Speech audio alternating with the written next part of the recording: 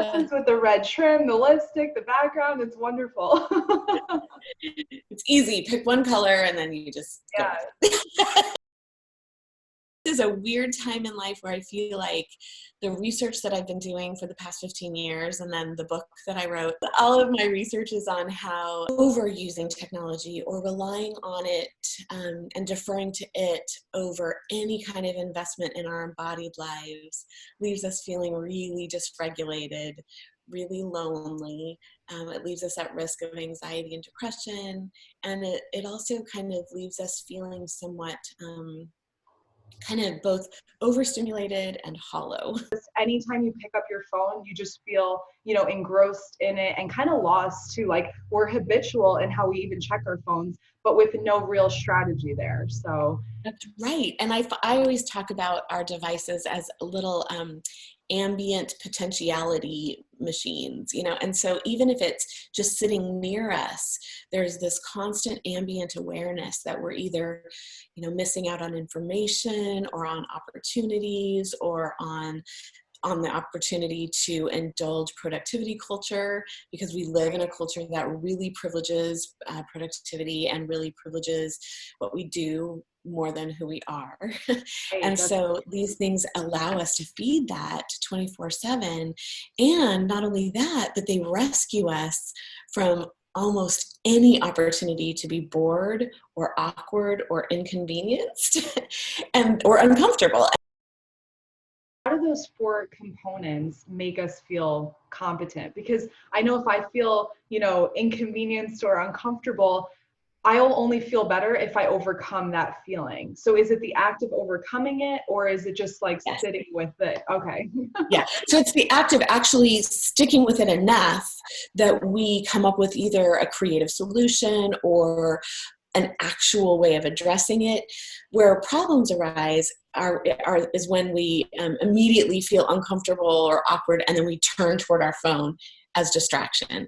So it's kind of like numbing ourselves with a substance rather than dealing with our real feelings. And that's the same thing. These kind of big feelings of like not knowing what to do or feeling uncomfortable are really amazing opportunities for us to develop creativity and, again, resilience. It's interesting that your solution isn't necessarily to connect with another human being. It's really to connect with ourselves and kind of turn inward, but also just be comfortable being uncomfortable or being in that silent and staying in that boredom and seeing kind of where it leads you, without having a clear path. Absolutely. And I think one of the things that you bring up that's really, really insightful is that there's kind of this social contract that we have with everybody now.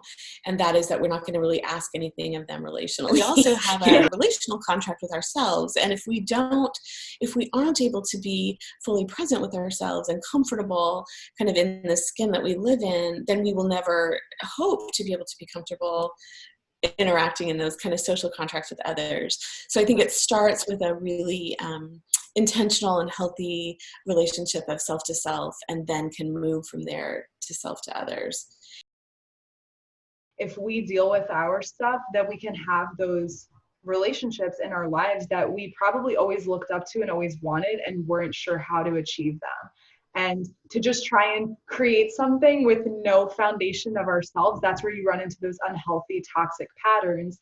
And you don't know why it's happening that way, So true. One of the tiny ways that I feel like that is playing out or making itself really known in this quarantine time is even with things like Zoom calls or FaceTime like this, where when there is an image of yourself in one of the little corners of the screen, unless we are really comfortable with ourselves and able to stay focused, we are constantly drawn back to that image of ourselves. We're kind of like watching ourselves connect with someone else.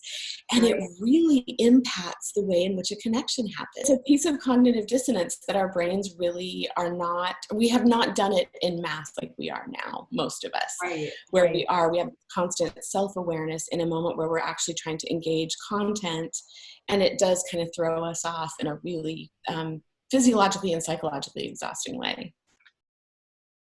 So if we're using it more, there are some things we can do that will kind of at least shore up or stop us from having more profound negative impacts. And those things are making sure that we are tending to our body, and not just in the way of getting physical exercise, but also tending to all of our senses.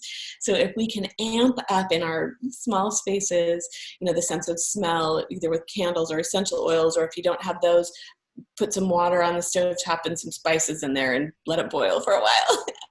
So really, and the sensory, I'm hearing from a lot of people just saying, like, I am feeling like I'm dying with no physical touch. So making sure that we are doing things like self-massage and all kinds of, self-touch that are pleasurable and that are meaningful, and that we're also exposing our skin to different textures. So like, having soft things and then rough things sometimes, but that, would simulate what we get out and about in the world all the time. Right. In addition to that, making sure that we have some embodied encounters of some kind, no matter what. So even if we're in quarantine, making sure that we're either doing some digital contacts or looking out the window or having, safe and masked and distanced ways of at least encountering some people. The other things we can do are make sure that we are watching our engagement with different platforms. So specifically platforms that are highly violent, highly sexualized, highly monetized, meaning we have to watch a lot of ads for them, or that have really strong and rigid gender stereotypes. Those four kinds of media and content in general create greater dysregulation in the physiological system and create more patterns that look like addiction or dependence. Tend to numb it out while it's existing so we don't notice it. But when we don't have it in our lives anymore, we've added this huge weight to our shoulders, and we're going to be weary. And the one thing I keep thinking about is we're going to need fresh legs for the next parts of the marathon. And so anything we can do right now that is actually giving ourselves real rest, I think is really helpful. The cartwheels is just one of my things. It's one of the things I started when I was very first trying to inspire people to take small clips of time without their phone. Every Friday, I would just say it's Hands-Free Friday, and so I'm going to find a unique place to do cartwheels. and I think there is truth in that in terms of what you're saying, like timeless advice. If we could all find the things that where our great gladness kind of comes alive, it's a sweet spot for us. I believe so strongly that the world needs every single person's voices, and they need it as most potently them, or we need it as most potently you and every other person as can be, and that our technology and our productivity culture really numbs that out and flattens that. And so if there are ways that we can, in this time, if we are finding ourselves with small windows of availability, to lean into kind of doing some self-exploration about what really brings me joy, what makes me alive, and also what breaks my heart, because that probably tells me, what my passion is. We can't ever hope to just dial back our technology use anymore. And I just don't think that's going to be successful, because it's an amazing thing, and it provides us, like you said, opportunities to connect with people we would never be able to have experiences we would never be able to. It's really exciting. However, if we could balance that with a rich embodied life, and I think about that as a fiery life. So I can have all kinds of experiences in online spaces, and to me that feels a little bit like creating a construction paper fire in a fire pit. Like, it looks like a fire, but I can't get warm at it. Coming from it.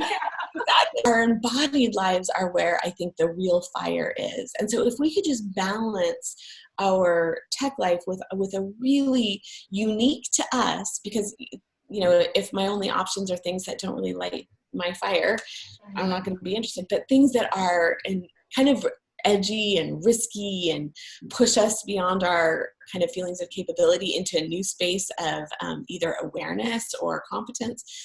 If we could all do that, even in tiny ways, I feel like we would be so much of a happier and healthier humanity. I feel like you're a great interviewer. I don't know if anybody's told you that. You're fantastic.